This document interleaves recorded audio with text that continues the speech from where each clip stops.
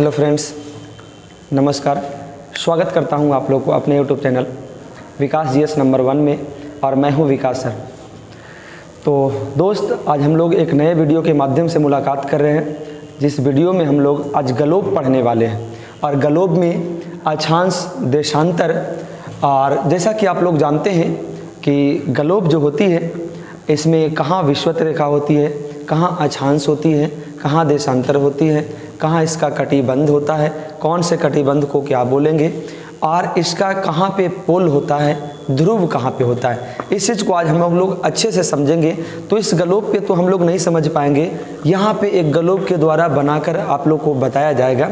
और आशा करते हैं कि आप लोग अंतिम तक इस वीडियो को देखेंगे तो अक्षांश और देशांतर का जो चीज़ें होती है गलोब पर, वो सारे चीज़ आप लोग समझ जाएंगे। तो चलिए हम लोग देर न करते हुए इस गलोब के बारे में देखते हैं। और सबसे पहले कि इस गलोब में, इस गलोब को जो बीच से दो भागों में जो बांटने वाली रेखा होती है, इसको हम लोग 0 डिग्री अक्षांश बोलेंगे। क्या कहते हैं? 0 डिग्री अक्षांश। अगर आपसे कोई पूछता है कि गलोब को जो दो बराबर भाग का नाम क्या होगा, तो ऊपर में जो होगा इसको उत्तरी ध्रुव कहेंगे, और यहाँ पर जो होगा दक्षिणी ध्रुव होगा। यानी कहने का मतलब उत्तरी गोलार्ध और दक्षिणी गोलार्ध दोनों बराबर भागों में जो बांटने वाली बीच की रेखा होती है वो 0 डिग्री अक्षांश कहलाता है। क्या कहलाता है? 0 डिग्री अक्षांश कहलाता है। अब इसका थोड़ा सा नामांकन और कुछ अलग अलग लैंग्वेज में इसको बोला जाता है। जैसे इसको हम लोग विषुवत रेखा भी कह सकते हैं। विषुवत रेखा, इसे हम लोग भूमध्य रेखा के नाम से भी जानते हैं। यानी कि जो 0 डिग्री अक्षांश होती है उसे हम लोग विषुवत रेखा यानी या भूमध्य रेखा का मतलब कि भूमि को दो बराबर भागों में बांट देने वाली रेखा ही भूमध्य रेखा कहलाती है। तो यहाँ तक आप लोग को समझ में आ रहा होगा। अभी बस उत्तरी गोलार्ध और दक्षिणी गोलार्ध, यानी गलोब को जो एक गोलार्ध है, एक गोल है, इसको दो भागों में बांटा गया है। अब ये जो गोलार्ध को बांटने वाली रेखा है इसको अक्षांश कहते हैं। क्या कहते हैं? अक्षांश कहते हैं।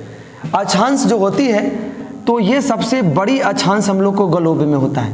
गलोब का सबसे बड़ी अक्षांश यही होता है 0 डिग्री अक्षांश, विषुवत रेखा या भूमध्य रेखा। तो यहाँ से एक क्वेश्चन और आप लोग का हो जाएगा कि गलोब पर सबसे बड़ी अक्षांश कौन है, तो 0 डिग्री अक्षांश होती है। अब कहा जाता है कि उत्तरी गोलार्ध में 0 डिग्री अक्षांश के समानांतर कुल 90 अक्षांश खींची गई है।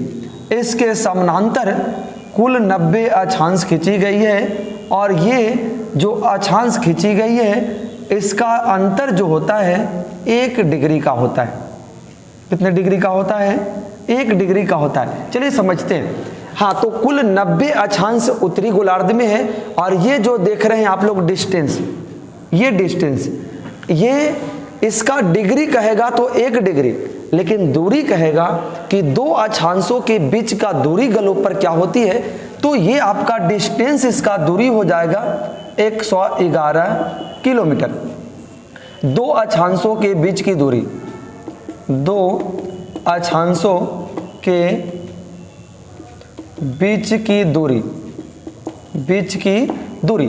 अगर आपसे दूरी पूछता है कि दो अक्षांशों के बीच की दूरी कितना होती है, तो 111 किलोमीटर होता। लेकिन दो अक्षांशों के बीच का जो अंतर होती है वो कितना डिग्री का होता है, तो 1 डिग्री का होता है। कितना डिग्री का? 1 डिग्री का। तो कुल इसी तरह 90 अक्षांश खींची गई है, और कहा जाता है गलोब पर दो अक्षांशों के बीच की दूरी सभी जगह पे एक समान होती है। गलोब पर अक्षांश के बीच की दूरी कभी कम और ज़्यादा नहीं होती है, यानी समांतर होता है, एक समान होती है।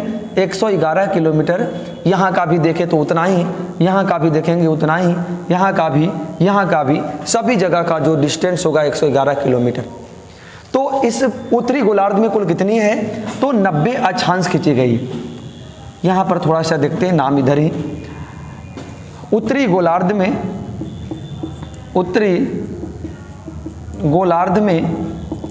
कुल 90 अक्षांश खींची गई है। कितने अक्षांश खींची गई है? 90। अब इसमें हम लोग आते हैं दक्षिणी गोलार्ध। दोनों बराबर भागों में गोलार्ध को बांटा गया है। जब उत्तरी में 90 खींची गई है तो इसका समानांतर दक्षिणी गोलार्ध में भी आपका 90, दक्षिणी गोलार्ध में भी कई अक्षांश खींची गई है? 90 अक्षांश खींची गई है। कितना? 90 अक्षांश खींची गई है। और ये 90 उत्तरी में और 90 दक्षिणी में, यानी कुल हो जाएगा 180। प्लस में एक आपका 0 डिग्री अक्षांश है, 0 डिग्री अक्षांश ये आपका एक जोड़ेंगे तो कुल अक्षांश की संख्या कितना हो जाएगा? 181। ग्लोब पर हमारी अक्षांशों की संख्या अगर कोई आपसे पूछे तो 181 होती है, जिसमें सबसे बड़ी अक्षांश होती है 0 डिग्री अक्षांश। और उत्तरी में 90, दक्षिणी में 90, सभी जगह अक्षांशों के बीच का जो दूरी होती है 111 किलोमीटर होता है। दोनों का अंतर 1 डिग्री का होता है। कितने डिग्री का? 1 डिग्री का। अब थोड़ा सा नाम इसमें हम लोग देखेंगे। कहा जाता है कि 23.5 डिग्री उत्तरी, 23.5 डिग्री उत्तरी, 23.5 डिग्री उत्तरी में खींची गई जो रेखा होती है इसको हम लोग कर्क रेखा कहते हैं। कौन रेखा कहते हैं? कर्क रेखा कहते हैं। इसी प्रकार 66.5 डिग्री पर खींची गई जो रेखा होती है इसको हम लोग आर्कटिक रेखा कहते हैं, आर्कटिक रेखा के नाम से जानते हैं। और जो 90 डिग्री पर खींची गई है इसको 90 डिग्री उत्तरी अक्षांश के नाम से जाना जाता है। अब हम लोग नीचे आएंगे दक्षिणी गोलार्ध में। उसी प्रकार से 23.5 डिग्री दक्षिणी गोलार्ध में, 23.5 डिग्री दक्षिणी गोलार्ध में खींची गई रेखा मकर रेखा कहलाती है, मकर रेखा कहलाती है। और 66.5 डिग्री पर खींची गई रेखा अंटार्कटिक रेखा कहलाती है। कौन रेखा कहलाती है? अंटार्कटिक रेखा। और यहाँ 90 डिग्री पर खींची गई रेखा कहलाती है 90 डिग्री दक्षिणी अक्षांश, 90 डिग्री दक्षिणी अक्षांश। तो हम लोग इसमें देखें नाम 23.5 डिग्री उत्तरी पर खींची गई कर्क रेखा, उत्तरी पर 66.5 डिग्री में आर्कटिक रेखा, और 90 डिग्री पर खींची गई जो होती है उसको उत्तरी अक्षांश 90 डिग्री बोलते हैं। दक्षिणी में 23.5 पर मकर रेखा, 66.5 पर खींची गई अंटार्कटिक रेखा, और 90 डिग्री पर खींची गई जो दक्षिणी अक्षांश कहलाती है, 90 डिग्री दक्षिणी अक्षांश के नाम से जानते हैं। अब यहाँ भी दक्षिणी गोलार्ध में भी दो अक्षांशों के बीच की दूरी सभी जगह समान होती है, और ये होता है 100 कितना किलोमीटर? 111 किलोमीटर। अब यहाँ से हम लोग आगे बढ़ते हैं, और कभी आपसे पूछे कि सबसे छोटी अक्षांश ग्लोब में कहाँ होता है तो इसकी संख्या 2 होता है। कितना होता है? 2। एक बिंदु के रूप में, एक बिंदु के रूप में उत्तरी गोलार्ध पर भी एक है जिसको 90 डिग्री बोलेंगे उत्तरी, और एक दक्षिणी में भी है 90, जो एक बिंदु के रूप में होता है। किस रूप में होता है? बिंदु के रूप में होता है। और बिंदु के रूप में होता है तो ये सबसे छोटी अक्षांश होती है ग्लोब पर। तो ग्लोब पर सबसे बड़ी अक्षांश हो गया 0 डिग्री, और सबसे बड़ी हो गया 0 डिग्री, और सबसे छोटी अब से पूछेगा तो 2 होती है उत्तरी गोलार्ध में 90 डिग्री पर, और दक्षिणी गोलार्ध में 90 डिग्री पर, जिसको दक्षिणी अक्षांश 90 डिग्री और उत्तरी अक्षांश 90 डिग्री बोलेंगे।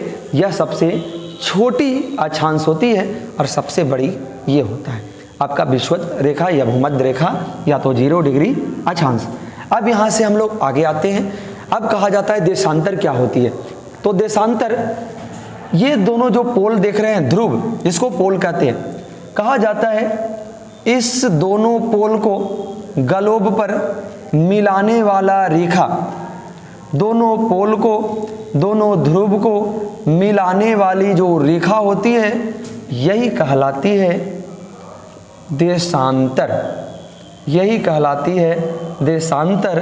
और अब यहाँ से कहेंगे हम लोग कि दोनों ध्रुव को मिलाने वाली, दोनों ध्रुव को मिलाने वाली जो रेखा होती है इसको देशांतर कहते हैं। और कहा जाता है कि हमारे ग्लोब पर देशांतर की संख्या कितना होती है, तो दोस्त ग्लोब पर कहा जाता है ये भी प्रत्येक 1 डिग्री पर खींची गई है। तो इधर 180 यानी कह सकते हैं इधर का मतलब पूर्वी और इधर पश्चिम।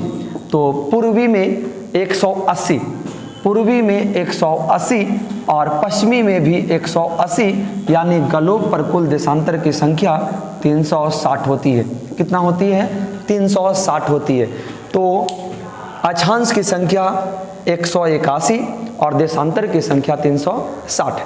अब यहाँ पर डिस्टेंस देखे थे कि अक्षांश का जो डिस्टेंस होता है दो अक्षांशों का वो 111, लेकिन देशांतर का चेंज हो जाएगा। देशांतर का कहेगा कि दो देशांतर के बीच सबसे ज़्यादा दूरी कहाँ होती है, तो सबसे पहला क्वेश्चन आपका होगा आंसर इसका विषुवत रेखा पर।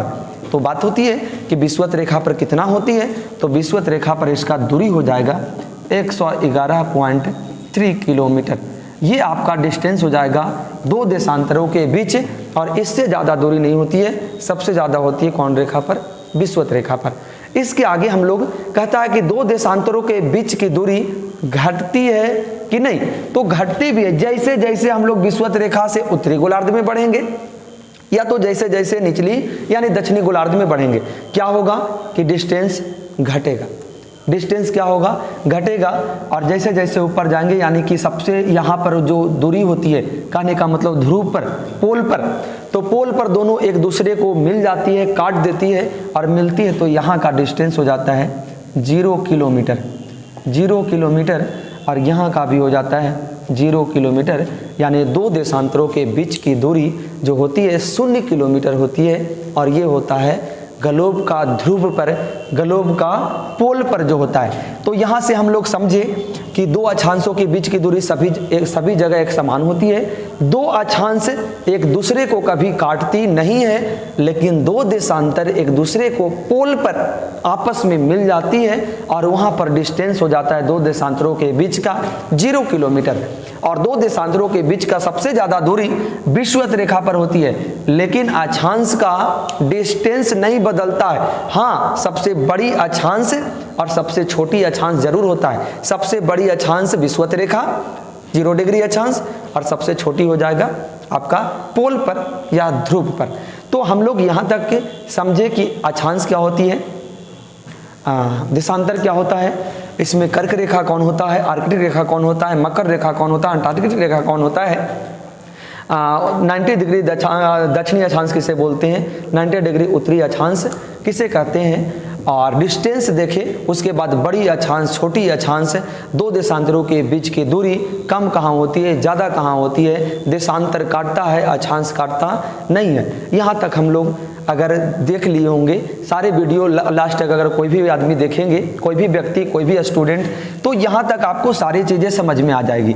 और इसके बाद अगले क्लास में, ग्लोब का जो अगली क्लास होगी, उस क्लास में हम आपको बताने वाले हैं कि ग्लोब पर समय कैसे निकाला जाता है, तिथि पूरी दुनिया में कैसे निकाली जाती है, ये ग्लोब के माध्यम से आपको बताया जाएगा। उसके बाद अगली क्लास में आपको कटिबंध बताया जाएगा कि कहाँ पे उष्ण कटिबंध होता है, कहाँ पे उपोष्ण कटिबंध होता है, कहाँ पे शीत कटिबंध होता है, कहाँ शीतोष्ण कटिबंध होता है, वो कटिबंध बताया जाएगा।